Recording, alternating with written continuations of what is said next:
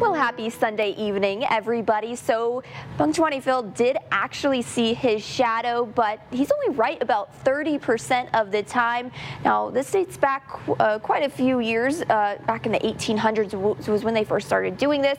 Now, he predicted in early spring about 21 times, more winter about 107 times. So most of the time he is actually wrong, and you have better chances at flipping a coin than Phil does with the weather. So sorry, Phil, but in terms of our outlook for the next 3 months, we do have a chance of seeing more so about that average for what we see this time of year for southeastern Colorado, but more so towards the western corner of the state. We'll see slightly above average temperatures, or we have a higher probability of seeing above average temperatures. So for our precipitation outlook, it is looking like we're going to be below average for the next 3 months, but we'll see how this plays out because we are already above average for the entire season. Live look across southern Colorado, beautiful sunset for tonight, especially down in Pueblo. A little bit of some gusty winds out there, especially in the high country. 57 degrees currently here in the Springs and about 10 degrees warmer down in Pueblo. Live look at satellite and radar. More cloud cover for the northern portion of the state. We are still staying clear for the southeastern portion of our state.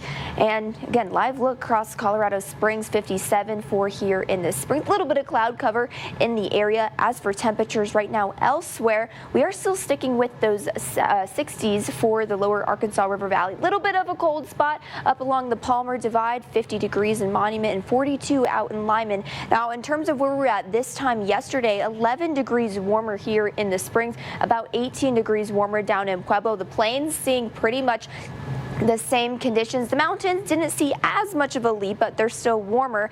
Now, we are still seeing some of those stronger wind gusts for the higher terrain. So West Cliff seeing 25 miles an hour for those wind gusts.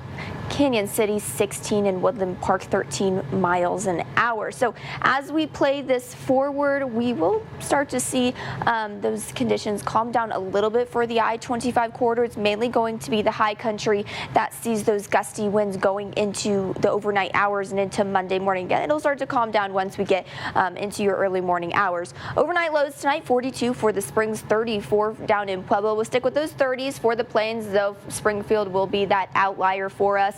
Teens expected for the valley down in Alamosa. Highs tomorrow will be right back into those 60s, so another beautiful day across southern Colorado, and 67 for Pueblo, 64 for the Springs, and 60 up in Monument. Denver pushing into those 70s. Next 7 days will look like this. Monday, we potentially could break a record. I put that in there, but I don't quite think we'll make that. 64 for your Monday, 65 for Tuesday, but here's that planner for your Monday. Starting off chilly, you probably need a light jacket, but not as heavy as a coat as what we have been using the past couple of days. Those 60s will stick with us through Wednesday. That front will move through, giving us some gusty conditions, and behind that, that's when those cooler temperatures will move back in. But that's still about 10 degrees above average, especially for Friday. Now for Pueblo, 67 for your Monday. That is very warm for your February, sticking with those 60s through Wednesday. Again, great conditions are expected. We'll stay dry, and as we go into the weekend, we'll start to see more 50s and cool down slightly. Canyon City 69 for your Monday. Again, sticking with those 60s through Wednesday, and then we'll get back into those 50s, upper 50s for your Thursday. Woodland Park 58 for your Monday. We'll continue with that until we get to about Thursday, but beautiful week ahead.